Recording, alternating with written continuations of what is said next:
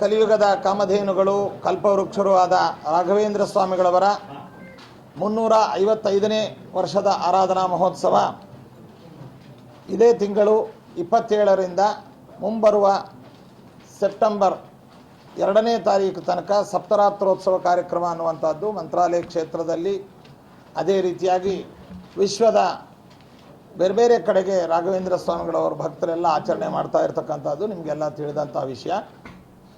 ರಾಘವೇಂದ್ರ ಸ್ವಾಮಿಗಳವರ ಮೂಲ ಬೃಂದಾವನ ಸ್ಥಳವಾದ ಮಂತ್ರಾಲಯದಲ್ಲಿ ವಿಶೇಷವಾದ ರೀತಿಯಲ್ಲಿ ಆರಾಧನಾ ಕಾರ್ಯಕ್ರಮ ಇಲ್ಲಿ ನಡೀತದೆ.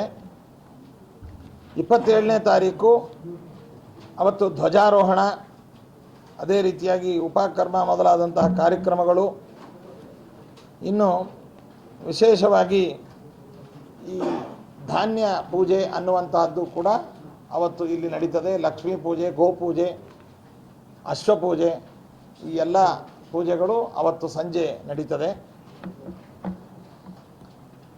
ಮತ್ತು 28ನೇ ತಾರೀಕು ಉಪಕರ್ಮ ಜೊತೆಯಲ್ಲಿ ಶಾಖೋತ್ಸವ, ಇದೆಲ್ಲ ಕಾರ್ಯಕ್ರಮಗಳು ಇಲ್ಲಿ ನಡೀತವೆ.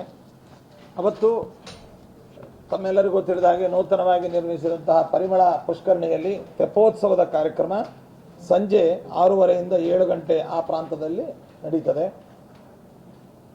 29ನೇ ತಾರೀಕು ರಾಘವೇಂದ್ರ ಸ್ವಾಮಿಗಳವರ ಪೂರ್ವಾರಾಧನಾ ಮಹೋತ್ಸವ.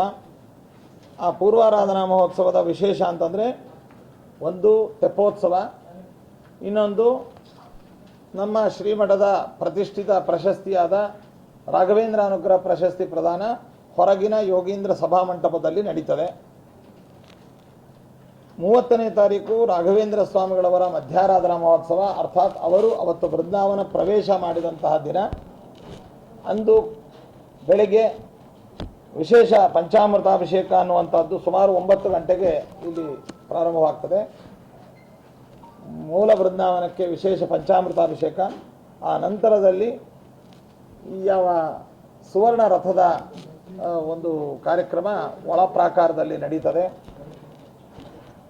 ಇನ್ನು 31ನೇ ತಾರೀಕು ರಾಘವೇಂದ್ರ ಸ್ವಾಮಿಗಳವರ ಉತ್ತರಾರಾಧನಾ ಮಹಾರಥೋತ್ಸವದ ಕಾರ್ಯಕ್ರಮ.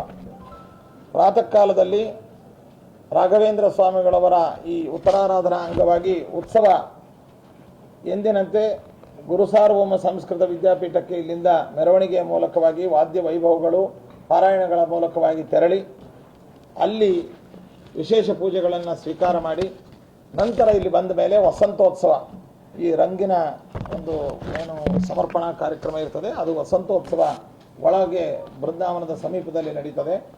ಆನಂತರದಲ್ಲಿ ಉತ್ಸವರಾಯರು ಮೆರವಣಿಗೆಯ ಮೂಲಕವಾಗಿ ವಾದ್ಯ ವೈಭವಗಳ ಮೂಲಕವಾಗಿ ಈ ಮಹಾರಥಕ್ಕೆ ಬಂದು ಅಲ್ಲಿ ಮಹಾರಥಾರೂಢರಾಗಿ ಭಕ್ತರಿಗೆ ದರ್ಶನವನ್ನು ನೀಡಿ, ಆನಂತರದಲ್ಲಿ ಭಕ್ತರನ್ನು ಉದ್ದೇಶಿಸಿ ಆಶೀರ್ವಚನಗಳನ್ನು ಪೀಠಾಧಿಪತಿಗಳಾದಂಥ ನಾವು ನೀಡ್ತೇವೆ.